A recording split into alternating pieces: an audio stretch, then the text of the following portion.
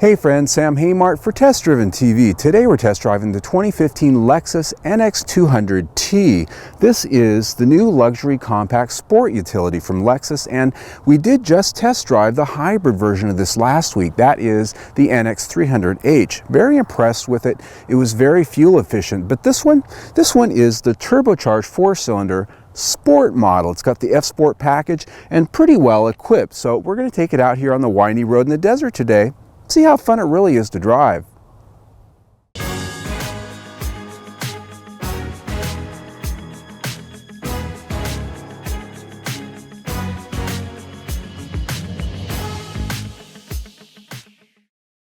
The NX200t derives its platform architecture from the well-proven Toyota RAV4, but shares nothing whatsoever in terms of visual content inside or out, and it gets its own unique high-performance powertrain.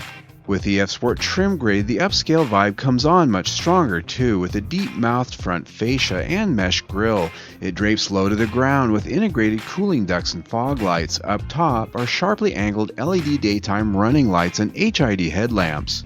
Down the sides and to the rear, the F Sport continues the sport theme with styling elements that really catch your eye, starting with the larger 18-inch dark metallic finish wheels. The rear fascia here also gets substantial and nicely shaped dual exhaust tips.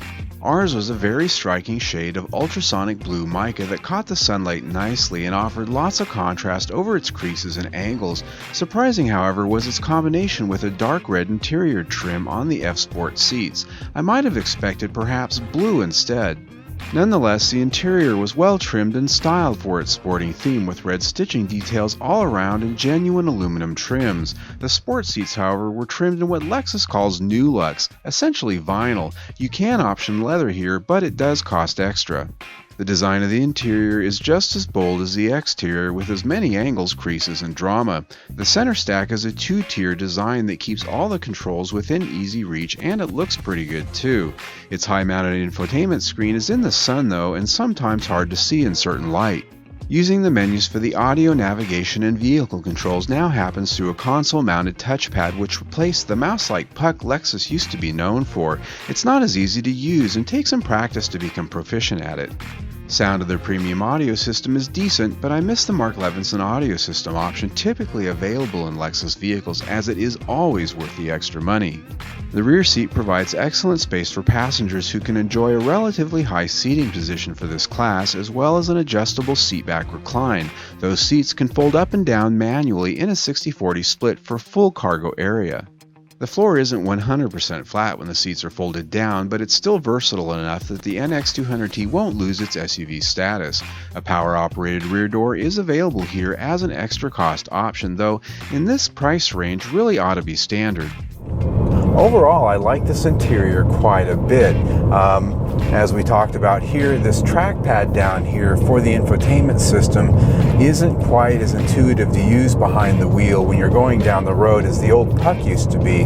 What happens sometimes is when you move your finger around on it, when you hit bumps, it can cause you to overshoot some of the menu choices up there on the screen. And so really that's the only negative part about it. Otherwise, this interior is well put together with a lot of high quality materials. The fit and finish is everything I've come to expect from Lexus, which is good. Under the hood is an exclusive first for Lexus, a turbocharged engine. The 2-liter 4-cylinder here pumps out 235 horsepower and 258 pound-feet of torque, delivering it to the front wheels through a 6-speed automatic transmission. The transmission can be set to behave in different drive modes with a console-mounted knob, from fuel-saving eco to normal and to a quick-shifting sport program. The steering wheel also offers paddles for quick shifts in addition to the lever's manual gate.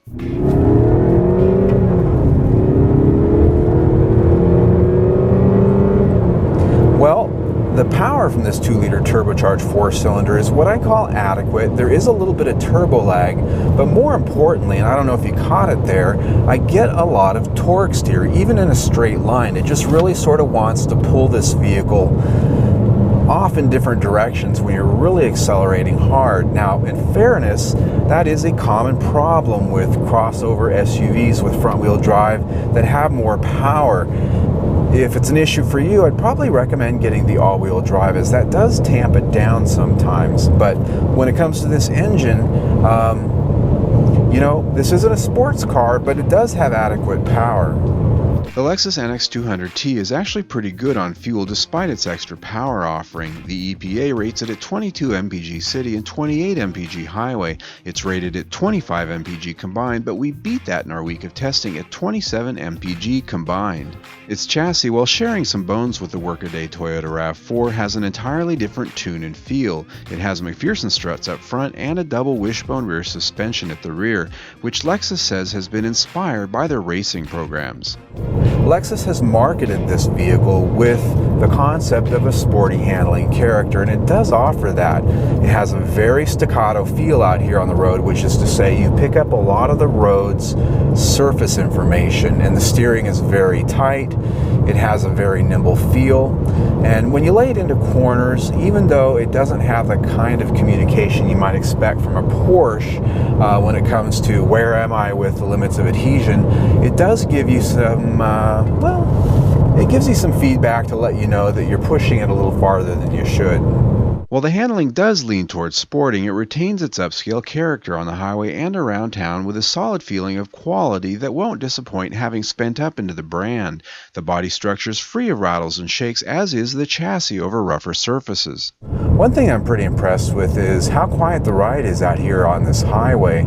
This is a highway with some pretty rough pavement, and I typically get a pretty good deal of road noise when I'm out here with cars I test, and I'm really noticing a distinct lack of it here, and I think that goes to sound deadening as well as a good choice of tires. The IIHS awards the NX200t with their highest safety honor, Top Safety Pick Plus. This comes due to its good ratings across their battery of tests, including the stringent new small offset crash. And while ours wasn't optioned with it, the NX200t also offers crash avoidance systems, which the IIHS loves. Summing it up for the NX200t, I gotta say, I really do think, just like the hybrid we test drove last week, they've put together a very stylish and upscale looking package here, both inside and out. This color, Arrest Me Blue, of course that's not really what they call it, but that really is how it strikes me. It's very bright, very bold for this class, I think. As we look at the specs here, the price is quite a bit less than the hybrid we tested last week, but fuel economy is not quite as high, but that is how it goes. Fuel economy is still pretty good at 27 average. Now, as we look at the stars, the only areas I could really pick apart were that which we talked about. The infotainment system, that trackpad's just a little bit nervous for my tastes. Hard to use on the road if it's less than smooth. Overall though, we're at 4.5 stars for the week. Not bad at all. I'm Sam Haymart for Test Driven TV. I hope you enjoyed the ride. Click on the thumbnail to see our test drive of the 2015 Lexus NX300h Hybrid. And if you enjoyed our review, please subscribe to our YouTube channel and we'll keep you updated on our latest test drives and automotive news.